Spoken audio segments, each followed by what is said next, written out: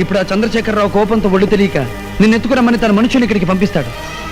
బావా, నువ్వు ఆ మనుషుల్ని రెడ్ హ్యాండెడ్ గా పట్టుకోగలిగితే ఎంపీకి కోటమచ్చతో సంబంధం ఉన్నట్టు తెలిసిపోతుంది. అన్నయ్య కేసు పటాపంచలైపోతుంది. Okay, done. సరోజా, నువ్వు అక్కడ కూర్చో. పద్మ, అందరు దాక్కోండి. కమాన్ కమాన్, డిస్పర్స్. నువ్వు వంటింట్లోకి వెళ్ళు.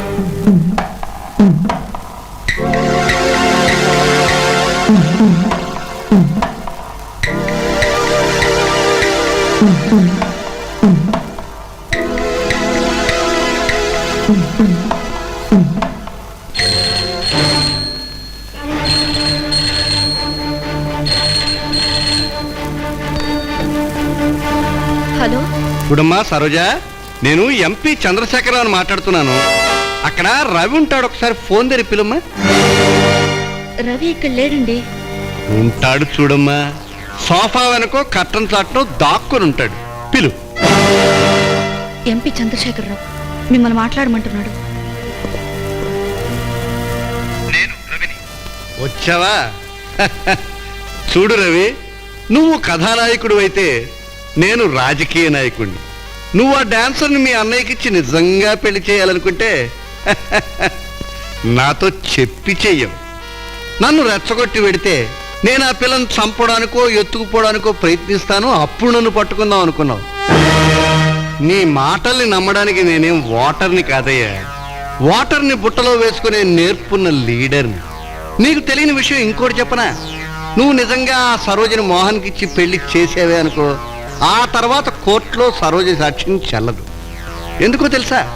మన న్యాయస్థానంలో భర్తకి అనుకూలంగా భార్య సాక్ష్యం చెప్తే దానికి విలువ ఇవ్వరు కనుక. నీకో చిన్న విషయం చెప్పాలి.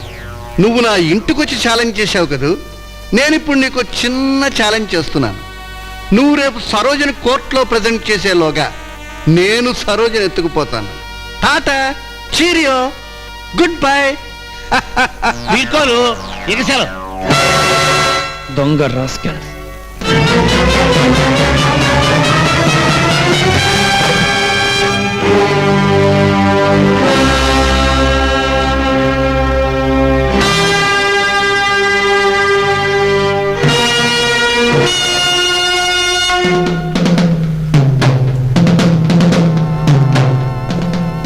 చూసావా బావా, ఆ పిరికి పంది ఎంతమందిని పంపాడు? పద్మ, నువ్వు సరోజను తీసుకుని వెనక వైపు నుంచి కోర్టుకు వెళ్ళిపో. నేను వీధి వైపు నుంచి బావతో పాటు రోడ్డు మీదకి వెళ్తాను. బావా, నువ్వు వెళ్ళి అక్క చీర కట్టుకో. చిచి, నేను దాని చీర కట్టుకోవటమా? ఏ, నాతో కాపురం చేయగా లేంటే నా చీర కట్టుకుంటే తప్పొచ్చిందా? అది కాదే, నేను పోలీస్ ఆఫీసర్ని. చీర కట్టుకుని బదారణ పడితే ఇంకేమన్నా ఉందా? అదంతా నాకు తెలీదు. నా తమ్ముడు చెప్పినట్టు వింటారా లేదా? నేను జీవితంలో ఒకే ఒక్క పొరపాటు చేశాను. నన్ను పెళ్లి చేసుకోవడమేగా? కరెక్ట్. విప్పు చీర ఇక్కడ కాదు, లోపలికి రండి. పద. సరోజ, నువ్వేం భయపడకు. పద్మ, ఆ 4 ఇళ్ళు దాటి మలుపు తిరిగితే మెయిన్ రోడ్ వస్తుంది. అక్కడ ఏ ఆటోనో టాక్సీనో పట్టుకుని మీరు కోర్టుకు వెళ్ళిపోండి. పదండి, కమాన్.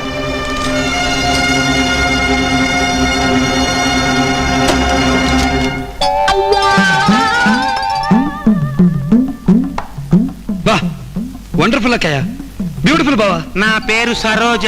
బావేంటి కొంటె పిల్లడా? అలాగేలే. చూడు సరోజ, ఏంటి బావయ్యా? వెళదామా? పద. లోపలికి కాదు, బయటికి.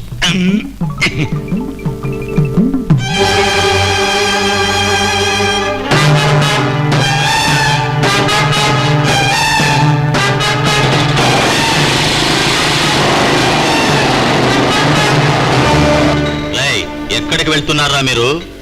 మార్నింగ్ షోకా? కాదు, మిడ్ నైట్ షోకి. మర్యాదగా దాన్ని వదిలిపెట్టాళ్ళు. దొంగ సచ్చినాడా? సరసం బాగానే తెలుసు రోయ్. అయితే వదలటం దేనికిరా? వదలద్దురా, తీసుకెళ్ళండి. ప్రాణాలతో మిగిలుంటాయి.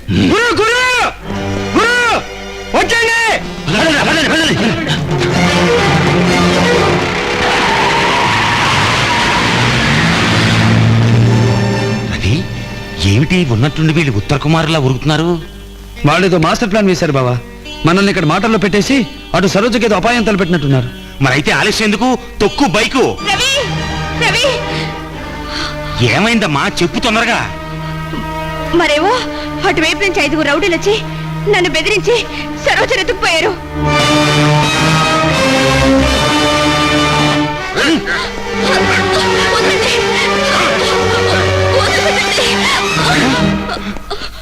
ఓరి బుర్ర తక్కువ వెధవలరా, దీన్ని ఇక్కడికి తీసుకొచ్చారేమిట్రా? ఆ రవిగాడు వస్తే మూట వెతికేది నా కొంపలోనే. దీన్ని తీసుకెళ్ళి ఆ కింకాగాడి ఇంట్లో పారేయండి.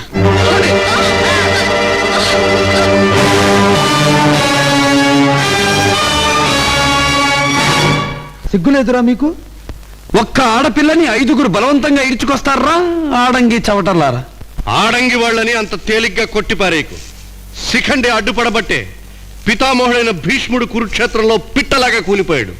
మాకడ్డొచ్చావంటే నీ బతుకు అంతే. ఒక ఆడపిల్లను చంపి ఇప్పటికే మెడదాకా మునుగున్నాం. ఇంకా ఎందుకు ఈ లేనిపోని ఆర్భాటాలు? చూడు నాయనా, ఏదో నువ్వు పెద్ద చీంటపాకాని అనుకుంటున్నావేమో. మేం తలుచుకున్నామంటే నీ బ్రతుకు వర్షంలో తడిసిన మందుగుండు సామాన్ అయిపోతావు. జాగ్రత్త. ఓడిపోయిన వాడివి వెర్రి కుంకలా కూర్చోక మా మధ్యకొచ్చి చంకలగరేస్తావెందుకు మామ? చూసారా, నన్ను కుంక అంటున్నాడు. మావా అని కూడా అన్నాడు. నాకు తెలియకుండా చాటుగా ఏదైనా కుట్ర జరుగుతుందా? రామరామ, ప్రతిపక్ష సభ్యులాగా నా శీలాన్ని మీరు అలా శంకించకండి. ఒరే దత్తపుత్రులారా, కొత్త వాడికి మద్రం చేయండి. ఆగండి ఆగండి ఆగండి. సరోజా, నీ చేతికి ఎన్ని గాజులున్నాయి? 6. 5గురు వెదవలకి 5 గాజులు తొడిగేస్తాననుకో. మరి 6వ గాజు తొడుక్కునే వెదవెవడు? మా ఎంపీ గారు దొరుకుంటారు. చానోర్మై రేయ్, నాకు గాజులు తొడుగుతానంటే చూస్తారేరా? ఈ రోజు వీడు నాకు గుమ్మం దాటడానికి వీలేదు. నువ్వు నన్ను మీ ఇల్లు దాటి వెళ్ళనివ్వను అని అన్నావు కదూ? సరే, నేను మీ వాళ్ళను మెట్లు దిగి హాల్లోకి రాకుండా కొడతాను. వాళ్ళు మెట్లు దిగగలిగితే సరోజను మీకే వదిలి పెడతాను. ఛాలెంజ్.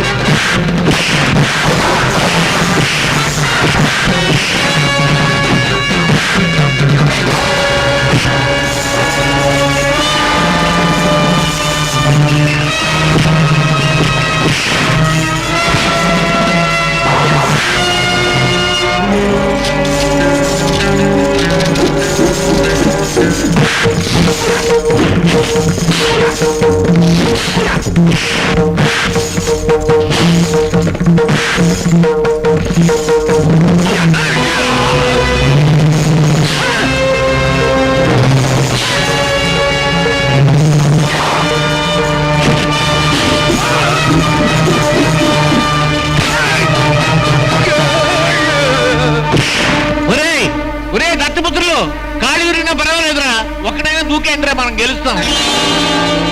దూకండ్రా బాబు, దూకండ్రా.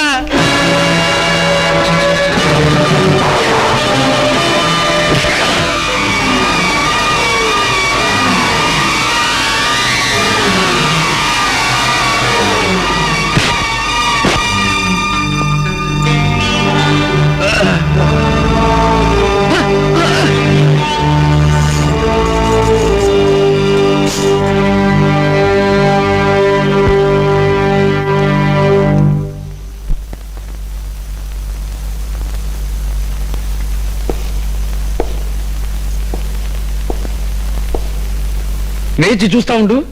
రేపు ఈ గాజా నీ పాలిటి ఇనుప సంఖ్యలుగా మారుతుంది. ఇల్లు అవగానే పండగ కాదురా కొరసనాసి. మా ఎంపీ గారు తలుచుకున్నారంటే నేను ఏం చేస్తారు మీ ఎంపీ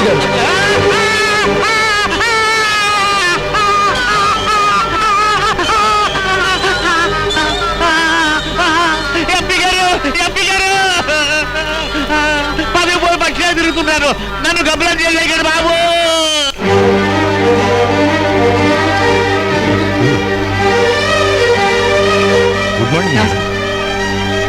గుడ్ మార్నింగ్ మేడం. నమస్కారం. Good morning madam. జడ్జి గారు డిఫెన్స్ తరఫున వాదించి తన తమ్ముడిని కాపాడుకోబోతున్నారు. అందుకే పదవి రాజీనామా చేశారు. ఇదిగో బాబు శేషు, అంతా నీ చేతుల్లో ఉంది. మీరు ఊరికే స్టిల్ ఇవ్వకండి. అది డిఫెన్స్ లాయర్ అయినంత మాత్రాన కేసు గెలిచేస్తుంది ఏమిటి? అబద్ధ సాక్ష్యంతో కేసు చీల్ చెండాలేస్తాను. శబాష్ బాబు శబాష్. ప్రొసీడ్.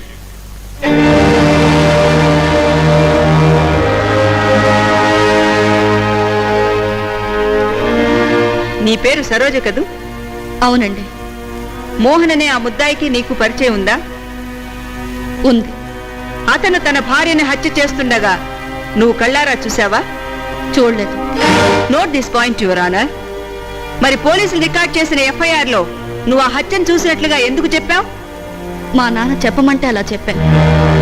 లేనిపోనివన్నీ చెప్పి నా మనసు విరిచేసిన దుర్మార్గుడు నా తండ్రి. అబద్ధం! అది చెప్పేదంతా పచ్చి అబద్ధం.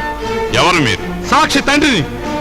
యువర్ ఆనర్, సాక్షి తండ్రిని ప్రశ్నించడానికి అనుమతి ఇవ్వవలసిందిగా కోర్టు వారిని కోరుతున్నాను. ప్రవేశపెట్టండి.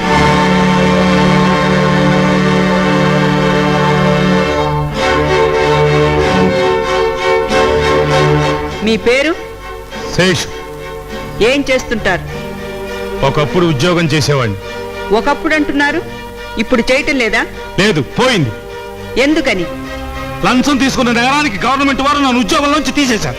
Note this point your honour. So మీ అమ్మాయి చెప్పినట్టు మీరు దుర్మార్గులేనన్నమాట. Objection your honour.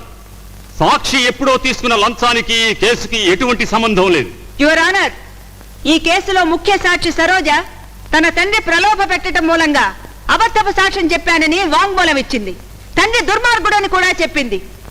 ప్రభుత్వ ఉద్యోగం చేస్తూ లంచం తీసుకునే మనస్తత్వం గల ఇతని గుణం ఆమె మాటల్ని బలపరుస్తున్నాయి. Objection over ruled.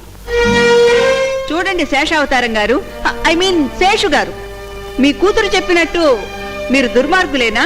కాదు. మీ భార్య ఏం చేస్తుంటారు?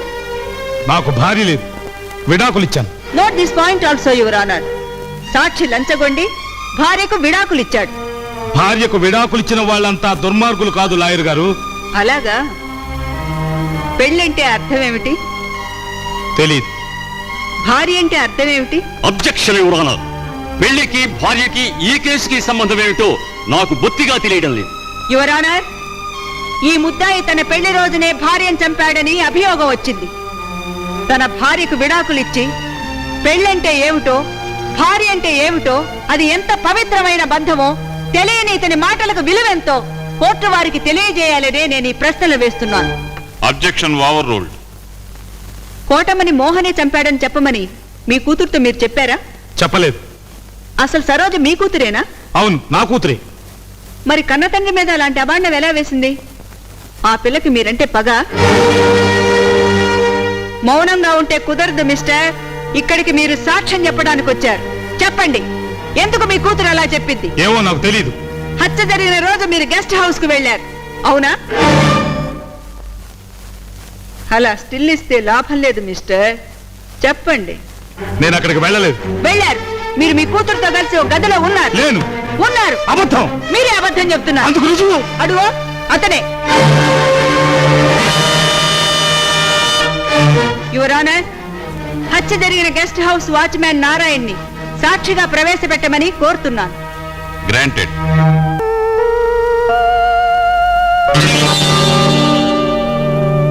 నారాయణ, అమ్మా, హత్య జరిగిన రోజున గెస్ట్ హౌస్ లో ఎవరెవరు ఉన్నారు?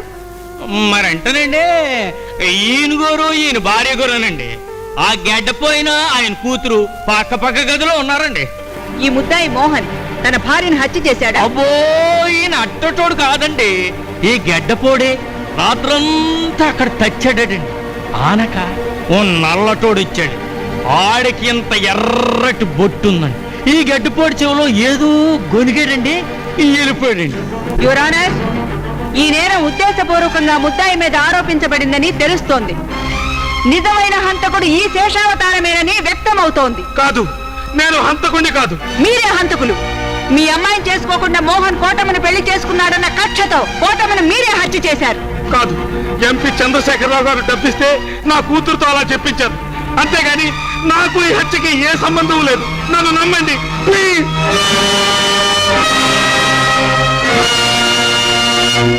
యువర్ ఆనర్, ఎంపీ చంద్రశేఖరరావు గారికి సమన్లు పంపి అంతవరకు కేసును వాయిదా వేయవలసిందిగా కోరుతున్నాను.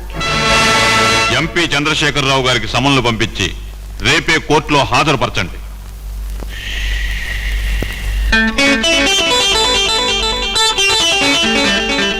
Thank you.